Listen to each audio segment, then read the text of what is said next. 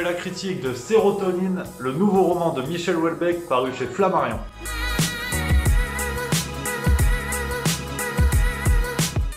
Sérotonine marquait le grand retour de Michel Houellebecq en librairie. Alors pour ceux qui vivent dans une grotte ou dans le sourcil d'Emmanuel Chin, Michel Houellebecq c'est lui. Bon, c'est vrai que Michel, niveau joie de vivre, il ferait passer feu Karl Lagerfeld pour un best-of de Patrick Sébastien. Ah, si tu pouvais fermer ta gueule. Et donc Michel, il est revenu en librairie avec son 7e roman, Sérotonine. Alors autant te dire que c'était autant attendu qu'une phrase sujet-verbe COD dans Les Anges de la télé-réalité. C'est vrai que ce roman, de toute façon, que tu aimes ou pas, c'était difficile de passer à côté. Tout le monde en a parlé avant même la sortie du livre, et même en dehors du bouquin. Michel Houellebecq était dans la promotion du 1er janvier 2019 pour la Légion d'honneur, en même temps que l'équipe de France de foot. En même temps, c'est logique, statistiquement, il avait mis autant de buts que Giroud pendant la compète. Pas ça, pas du tout avec pas ça, Zinedine. Et donc avec Sérotonine, on plonge dans une histoire qui mélange libido en berne, dépression latente, destruction lente mais certaine de la société, bref, le Beaujolais Houellebecq est arrivé. Forcément, Lettre de Bill a lu ce bouquin. Puis qu'est-ce qu'il en pense, Lettre de Bill? Bah je vais te le dire, tu bouges pas de ta chaise et tu vas le savoir. Alors l'histoire de ce roman, elle est simple. Florent-Claude Labrouste est un mec qui a la quarantaine, 46 ans pour être précis. Il a bossé chez Monsanto avant de rejoindre les rangs du ministère de l'Agriculture. Amoureusement, tout se passe mal dans une relation acide avec sa femme qui s'appelle Yuzu. Il est perdu, il est paumé, il est en pleine dépression et il a envie de tout plaquer pour vivre pleinement sa solitude. Je vous avais prévenu, c'est du Houellebecq. T'as aucune chance. Alors saisis-la. Alors je préfère vous passer le chapitre sur les analogies entre le personnage de Sérotonine et Michel Houellebecq. Tout a déjà été disséqué dans la presse. Oui, effectivement, le personnage est ingénieur agronome comme Michel Houellebecq. Oui, il y a plein de ressemblances. Maintenant, si t'es pas au courant, tu te renseignes, tu vas bosser. Parce que là, faut bosser plus pour gagner. C'est travailler plus pour gagner plus, pas pour gagner moins. Une fois encore, sous la plume de Michel Houellebecq, ce qui est intéressant, c'est la portée sociale de ce roman. Et c'est vrai que les premières critiques sur Sérotonine, elles étaient dithyrambiques, comme on dirait du côté de la Grèce antique. Tout le monde disait que ce livre, c'était le livre de la France de Gilets jaunes, de la France avec cette culture qui s'éteint, de cette vieille France finalement qui disparaît. Oui, alors c'est vrai qu'il y a de ça dans ce livre. Mais on va y revenir plus tard, il n'y a pas que de ça. Et aujourd'hui, de toute façon, Michel Houellebecq, à chaque nouveau roman, c'est un peu comme l'horoscope. On va essayer de raccrocher tout ce qu'il dit avec les thématiques qui nous intéressent. Vous avez... le Sinistros. Tu sais, c'est comme l'horoscope quand on te dit Scorpion, vos relations sont au beau fixe. Toi, tu dis, ah putain, c'est vrai, Patrick, ce matin au boulot, il m'a souri bizarre, peut-être qu'il voulait me culbuter sur la photocopieuse. Enfin, tu fais des choses, un peu, des liens un peu rapides.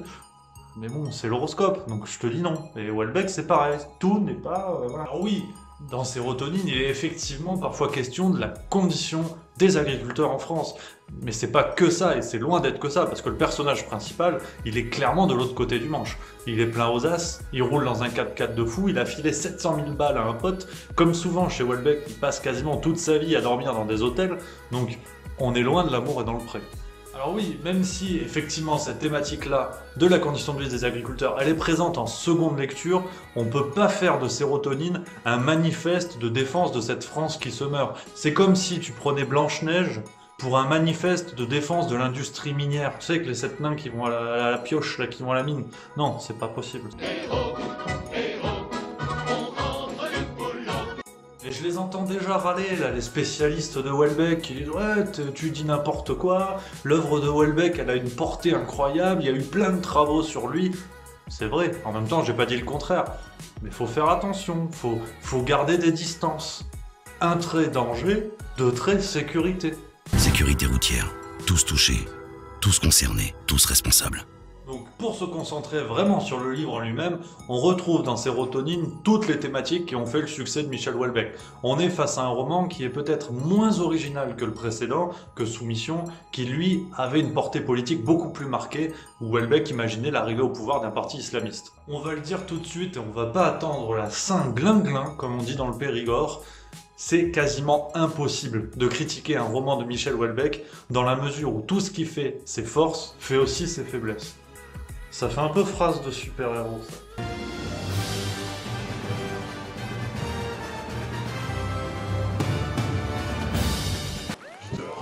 N'oublie jamais que ce qui fait ta force d'aujourd'hui fera ta faiblesse de demain.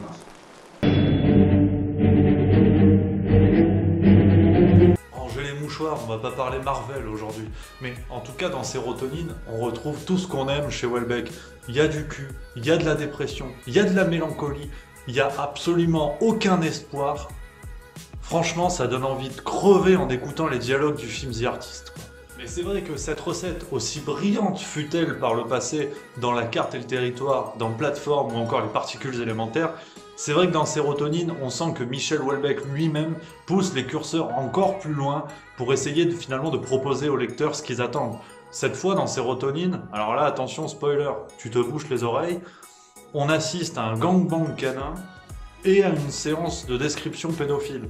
Alors bon, pour l'aspect pédophile, là, c'est rock'n'roll.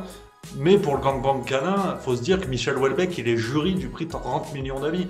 Peut-être que ça lui a monté à la tête. Mais finalement, et pour tenter de faire une véritable critique de Sérotonine, c'est peut-être là le coup de génie de Michel Houellebecq, c'est qu'il propose aux lecteurs ce qu'ils attendent. Clairement, Michel Houellebecq a posé une recette depuis bientôt 30 ans dans ses romans, avec un mélange, comme on l'a dit, de stupre, de dépression, une description très sociale de la France par ses aspects les plus négatifs. Et on sait très bien ce qu'on va chercher dans un roman de Michel Houellebecq. Celui qui lit Houellebecq pour y trouver des licornes, du chocolat et des chatons, faut qu'il fasse demi-tour, erreur GPS. Ah ben la vie, si j'y reçu, j'aurais pas venu. Donc, le coup de génie de Michel Houellebecq, et c'est ce qui rend ses livres reconnaissables parmi 1000, c'est cette recette-là. Donc on y va expressément pour ça, et Houellebecq nous le propose. Et forcément, Sérotonine ne fait pas exception. Michel Houellebecq aborde des thématiques qui vont forcément résonner au-delà du cadre du roman et de la matière littéraire brute. Il va parler de la condition des agriculteurs en France, et on va tout de suite faire des ponts avec la situation sociale, la situation des gilets jaunes et ainsi de suite. Donc un peu comme les couches d'un oignon pour les plus cuisiniers d'entre nous, on a avec les romans de Michel Houellebecq un noyau qui est là, présent dans le livre, et on peut le décortiquer de plein de manières et avoir des couches différentes et des compréhensions différentes. Et c'est peut-être ça la recette de Michel Houellebecq, au-delà d'une plume particulière que certains détestent pour une absence totale de style et que d'autres adulent pour au contraire une description brutale et sans phare de ce que peuvent vivre des gens en situation de dépression, de mélancolie ou d'amour qui disparaît. Et finalement, Michel Houellebecq perpétue une tradition littéraire réaliste et assez dépressive que l'on retrouve notamment aux États-Unis avec des auteurs comme Jeffrey Eugenides, Jay McInerney ou bien sûr Bret Easton Ellis, qui sont des auteurs contemporains et qui travaillent à peu près de la même manière que Michel Houellebecq en proposant des romans où tu as envie de te tailler les veines avec du papier craft,